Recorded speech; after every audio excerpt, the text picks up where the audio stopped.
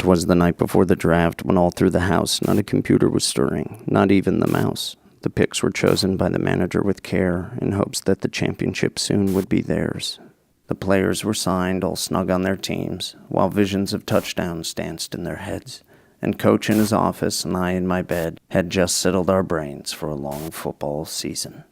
When out on the wire there arose such a clatter, I sprang from the bed to see what was the matter. Away to my computer I flew like a flash, booted up the CPU and threw open the browser. The QB tore his ACL on the new astro turf, gave the impression he was more than his worth. When, what to my wondering eyes should appear but a new QB pick and stats to confirm. With a little old player so lively and tense, I knew in a moment it must be Carson Wentz.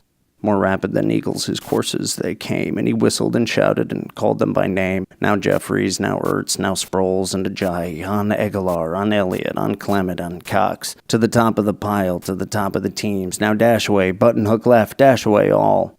As bad teams that before the wild Super Bowl fly, when they meet with an obstacle, mount to the sky. So up the NFL rankings, the top the coursers they flew, with a team full of weapons, and Carson Wentz too. And then in a twinkling I heard on the television the dancing and football spiking of each little division.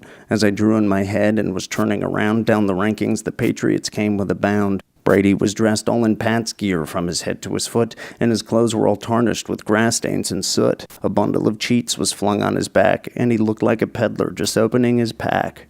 His eyes, how they twinkled with performance-enhancing drugs. His cheeks were like roses, his nose like an ill-formed pug. His droll little mouth was drawn up like a bow, and the belly of his yellow was showing below.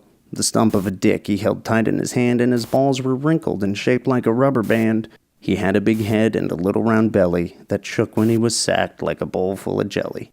He was chubby and plump, a right sad quarterback, and I laughed when I saw him in spite of utter lack.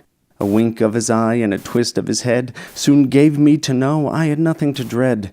He spoke not a word, but went straight to his work, and deflated all footballs, then turned with a jerk, and laying his finger aside Belichick knows, and giving a nod up the ranking they rose.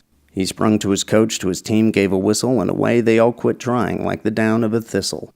But I heard him exclaim ere he drove out of sight, "Happy draft night to all, and to all a good night."